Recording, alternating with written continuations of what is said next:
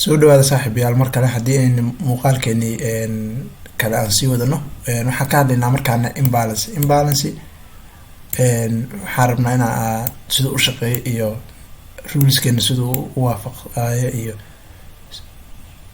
hagaag saaxiibayaal soo dhawaada haddii aynu mar kale aan kusii socono muuqaaladeeni advancega waxaan rabnaa markaana inaan ka hadalno waxaa la yiraahdo imbalance iyo siday ay qeyb uga tahay ruleskeena. haddaba imbalance wuxuu naga saacidaa annaga markii nala dhaho nidaamkeena iyo systemkeena aan ku shaqaysanayno in suuqu meel aad ka sugeysay camal haddii aad kusii aragtid imbalance inay meeshaas ay leedahay in aada suuqii aada ku degdegin oo suuqii meelahan soo socda aada kasii horumarin aad ku kalsoonta in suuqu meeshaan imbalance ka jirto oo aad sugi karto oo markii la imaado kadib aad geli karto.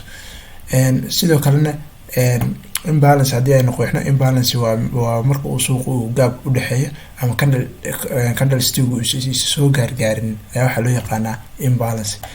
tusaale candle ayaa sidaan u samaysmay, candle sell ayaa sidaan u samaysmay. candlekan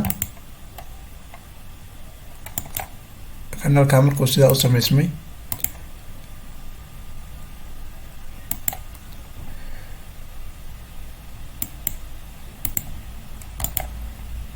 mid kale ayaa haddana sii samaysmay.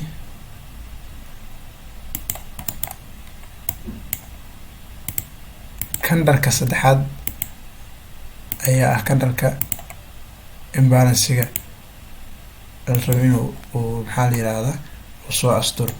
marka candlekan markuu saan u sameeyey oo kan uu ka hoos baxay, candlekan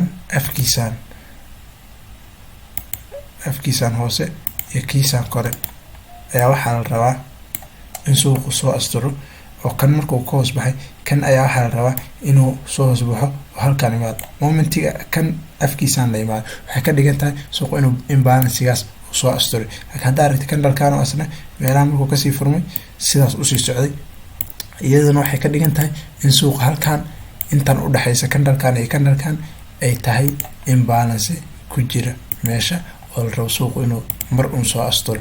long term ha noqoto mar dheer mise isla cabaarir kadib ha soo asturo, meeshaas ayaa waxaa loo yaqaanaa imbalance. suuq markuu uu kor asna u socdo oo kalena asna waa sidii oo kale oo dhanka kale loo gediyey. haddii aynu ayadan xeerku yar fahansiyo idanaduna waa isla sidii suuq kor loo gediyey mooyaane wax gaar isma dhasaan camal. marka candlekan meeshaan baaga kasoo bilaabanaya waxaa rabaa korkiisa inaad saas u calaamedsatid, hoostiisana saas camal u calaamedsatid. kadib candlekan iska daa kan marka waxaa la rabaa inuu hadduu halkan uu ku jiro weli ma la xisaabinaya. markuu saas uga dulbaxo candleka saddexaad ayaa la xisaabsanaya.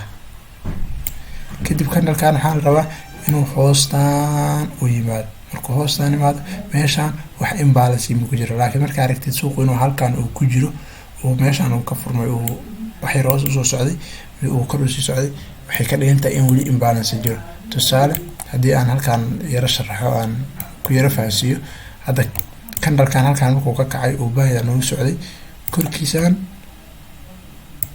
iyo hoostiisaan calaamadeyso waxaa ujeedaa in suuq kor uu iska sii aaday. candlekeen ka dulbaxay kii labaad uu soo dhawaaday laakiin ma imaanin. ugu dambeyn suuqa waxaa sugeynaa inuu meelahan kusoo noqdo oo soo asturo candlekan. halkan kore ha noqoto mise intaan udhexeyso waa inuu muhiimadu uu soo gala uu imaadaa. sidoo kale markale haddaa halkaan fiirisid waxaa ujeedaa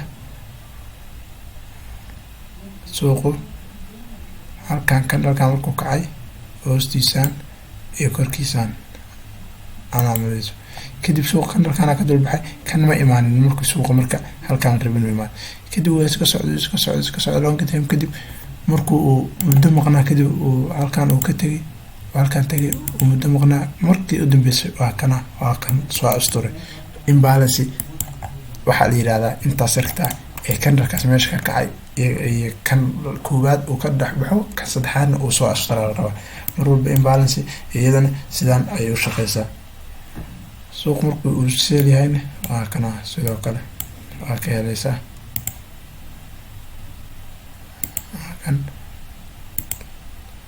suuqan hadda candlekan markaa ujeedid hoostiisaan candlekan ma soo gaarin weli, so waxaa ujeedaa waqtiga ayadana qaadatay imbalancegan hoos ayuu tegay, ayaan kadib ay soo noqday mar kale, markuu soo noqday wuxuu tegay korkii. mar walba meel imbalance ku jirto muddo dheer kadib mise isla markaas lagu soo noqday waa meel ay qasab tahay in lasoo asturo.